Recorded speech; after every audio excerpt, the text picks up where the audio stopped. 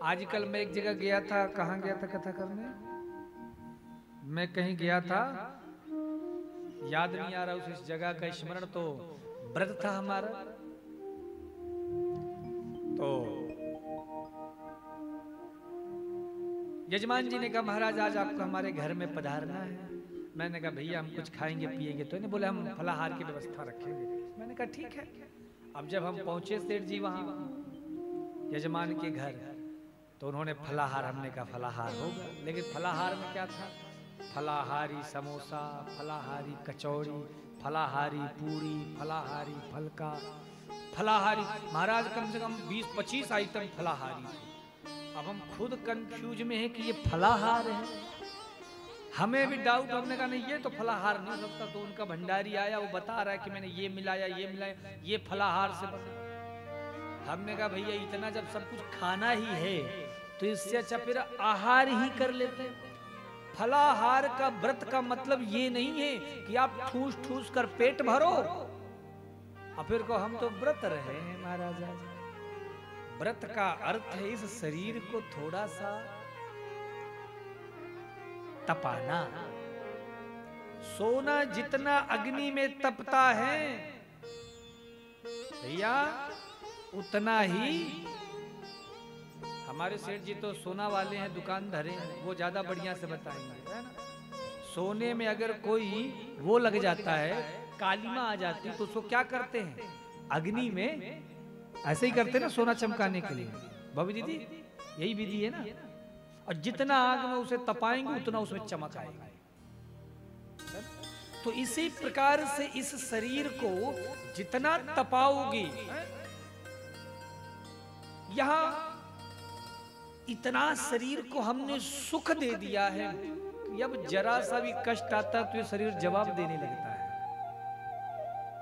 और इसीलिए हमें लगता हम सुखी हैं, लेकिन महाराज हम दुखी हैं। क्यों?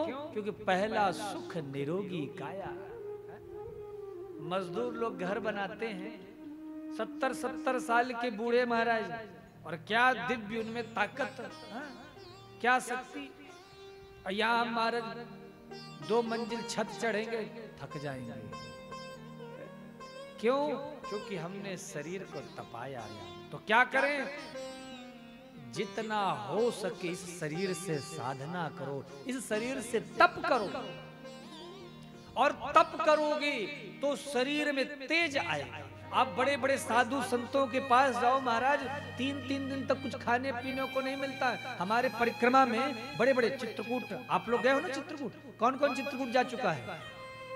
कुर्सी वालों, बहुत तो छोड़ के कहीं नहीं जाना है। आपको नहीं आना चित्रकूट? आना है महाराज, आना चित्रकूट में। वहां पता है परिक्रमा में बड़े बड़े साधु सिद्ध कोटि के संत रहते हैं महाराज। दाढ़ी सफेद हो गई है, फटे पुराने वस्त्र हैं, लेकिन जब परिक्रमा करेंगे ना महाराज, तो 5 किलोमीटर की परिक्रमा 20 मिनट में कर डालते हैं। नित्य का उनका नियम, और चेहरे से तेज कि आप उनको देखेंगे तो आपकी आंखें चौंधिया जाएंगी। आपको लगेगा बड़ा क्रीम पाउडर पोत रहे हैं, बड़ा फेशियल करा रहे हैं। तुम 20-20 हजार का फेशियल कराते हो, फिर भी तुम्हें में चमक नहीं है, तेज नहीं है। और वो संत महाराज गंगा में नहाते हैं बिना साबुन के, बिना इत्र के, और ऐसा सुंदर महाराज उनमें तेज है कि उनको देखते ही नतमस्तक हृदय हो जाता है। तो ये किसकी कृपा है? क्योंकि उन्होंने तप किया है, साधना किया है। हम दिन रात ईर्ष्या में, छल में, कपट में, क्रोध में, काम में भरे रहते हैं, और फिर कहते महाराज बहुत टेंशन है। बंधुओं, ये टेंशन कौन सी बीमारी है? टेंशन आप समझते हो किसे कहते हैं? किसे कहते हैं? डिप्रेशन। टेंशन महाराज जिसको हम शुद्ध भाषा में कहते हैं चिंता। तो ये बताओ, चिंता करने से कभी चिंता जाती है?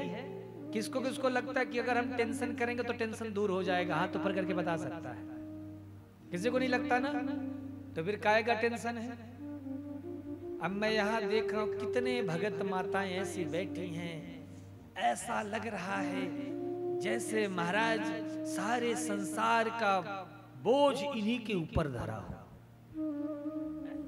अरे कथा में बैठे हास्य भरे मुस्कुराते रहो, आनंद में रहो। जो हो रहा है अच्छा हो रहा है, जो होगा अच्छा होगा, जो हो चुका है वो अच्छा हुआ है। मुरझाए कुमलाए से बैठे रहते। अरे कथा में बैठो ना 3 घंटे, ऐसे उत्साह से भर करके बैठो कि जब तुम अपने घर पहुंचो तो घर के लोग भी पूछे कौन सा खजाना लूट के आए हो, इतना तुम्हारे चेहरे में चमक है, इतनी ऊर्जा है। तब उनसे कहना ऐसी वैसी जगह से नहीं आए हैं, अभी अभी सत्यभामा कुटीर से आ रहे हैं। चित्रकूट वाले महाराज जी उनकी कथा सुन के आए हैं। तो पड़ोसी भी कहे भैया कल से हमको भी लेके चलो। तो ऐसी ऊर्जा से भरे रहो।